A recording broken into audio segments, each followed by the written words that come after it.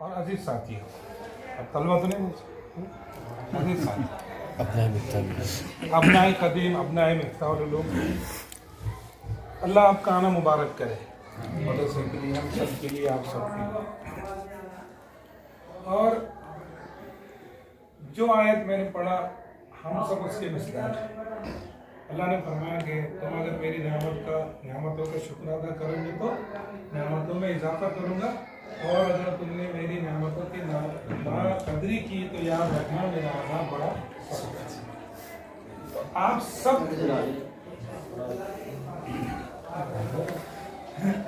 چلے لگے گا کرسی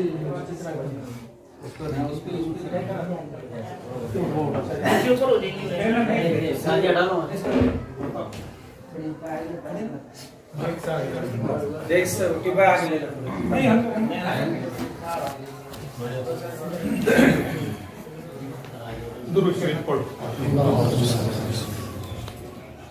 ہم سب اس آیت کے مصداق ہیں۔ اللہ کا احسان ہے کہ اتنے سارے نوجوان علماء، فاضل، کاروباری لوگ عالم حافظ بن کے اللہ نے ہم کو اپنی نظر کے سامنے بتایا۔ آپ لوگ ہمارے پھل ہیں، اور اللہ کے رسول حضرت محمد صلی اللہ علیہ وسلم نے یہ فرمایا کہ خیرکم من تعلم القرآن وعلمہ، تمہیں سب سے بہتر وہ ہے یا تمہیں بہتر وہ ہے جو قرآن پڑھے اور پڑھائے۔ ایسا ضروری نہیں ہے کہ قرآن پڑھنے کے بعد کہیں امامت کرنا یا کسی مسجد میں ایک مکتب پڑھانا، آدمی کاروبار کر کے بھی قرآن پڑھا سکتا ہے، پڑھ سکتا ہے اور اپنی لائن سے جڑا ہوا رہ سکتا ہے۔ اس کی مثالیں آپ سبھی لوگوں میں موجود ہیں الحمدللہ۔ اب تھوڑی تقریر تو آپ لوگوں کے سامنے کرنے کی نہیں ہے، لیکن جن حالات سے امت مسلمہ گزر رہی اور خاص کر جن حالات سے مدارس عربیہ دینیہ اسلامیہ پورے ہندوستان میں گزر رہے ہیں، وہ سب حالات کا تقاضا یہ ہے کہ ہم اپنے آپ کا جائزہ لیں، ایک دوسرے کو ٹٹولیں، ایک دوسرے کے حالات سے جو ہے تو باخبر رہیں اور ایک دوسرے سے جڑے رہیں۔ یہ جو زمانہ ہم جس میں زندگی گزار رہے ہیں یہ کوئی عام زمانہ نہیں ہے۔ اگر آپ لوگ تھوڑا سا پڑھتے لکھتے رہیں گے، اور پڑھتے ہوں گے یقیناً، مجھے آپ سے یقین ہے آپ لوگوں پر، بھلے چاہے کتابیں نہیں پڑھتے ہوں گے لیکن موبائل کے لائن سے یا انٹرنیٹ سے حالات جو دنیا کے ہیں وہ ہمارے سب کے سامنے ہیں۔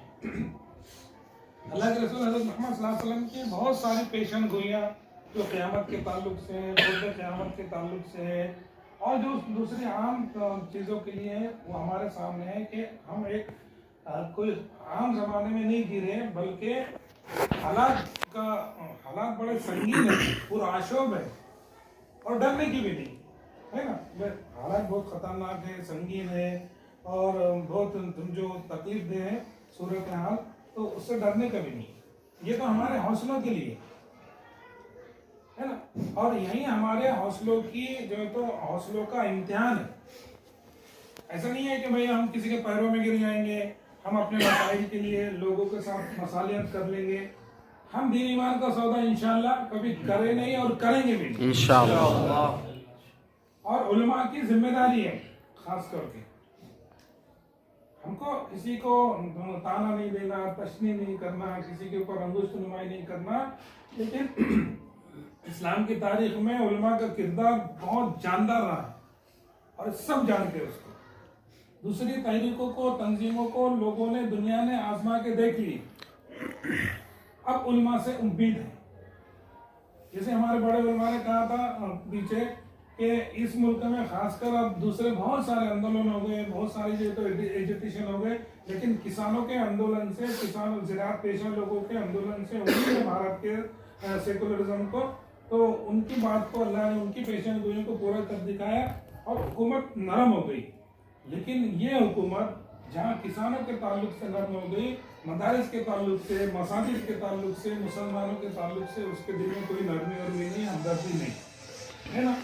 تو ہم کو اپنی قوم کو احساس دلانے کے لیے، اپنی قوم کو جاگرک کرنے کے لیے کام کرنا پڑے گا۔ मदरसे वालों को भी करना पड़ेगा, कारोबार पेशा उलमा को भी करना पड़ेगा, और मसाफा को भी करना पड़ेगा, मकातिब से जुड़े हुए मुअल्लिमीन को भी करना पड़ेगा, नाजिम को करना पड़ेगा, नायब नाजिम को, मुअल्लिमीन को, सबको करना पड़ेगा। अपने सब काम करते हुए भी तो उम्मत के सरबरा, उम्मत की क़ियादत के लिए हमको आगे आना पड़ेगा, जरूरी है, वक्त का तकाज़ा है। लोग क़ियादत से फरार हो गए। अल्लाह ने जिनको लाखों करोड़ों की क़ियादत अता फरमाई,